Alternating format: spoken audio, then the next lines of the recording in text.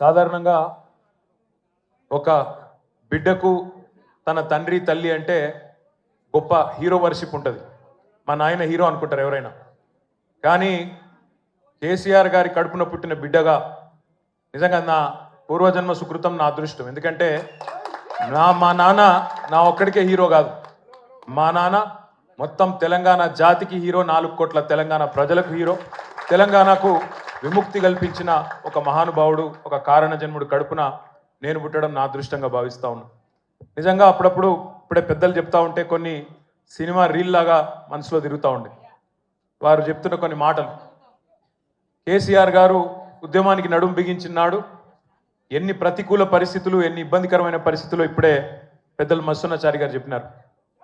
Media power లేదు, money power లేదు, muscle power లేదు, కుల బలం లేదు, ఉన్నదల్లా ఒక్కటే గుండె బలం, జనబలం.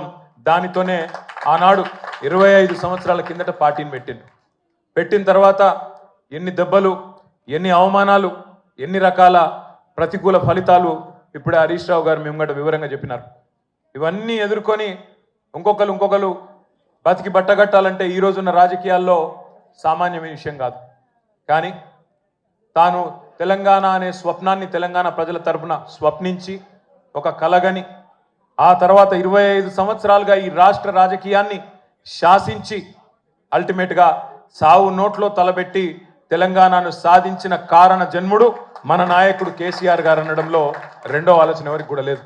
ఇవాళ మనందరి లక్ష్యం ఒకటే కావాలి. కేసీఆర్ గారికి దీవెనలు ఇవ్వడంతో పాటుగా, కేసీఆర్ గారికి మీ ఆశీర్వాదాలు ఇవ్వడంతో పాటుగా మనందరి లక్ష్యం ఒకటే కావాలా.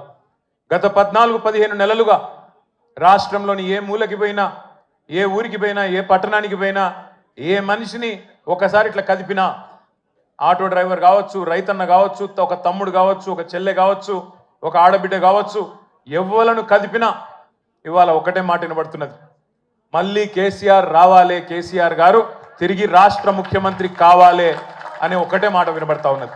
ఇవాళ కేసీఆర్ గారి జన్మదినం సందర్భంగా మనందరం కూడా ఒకటే ప్రతిజ్ఞ తీసుకుందాం. అందరం ఒకటే లక్ష్యంతో రాబోయే 3.5 ఏళ్ళు పనిచేద్దాం.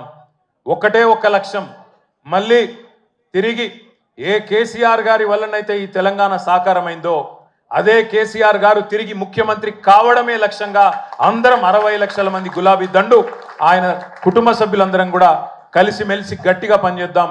ఒకటే లక్ష్యంతో ముందుకు పోదాం.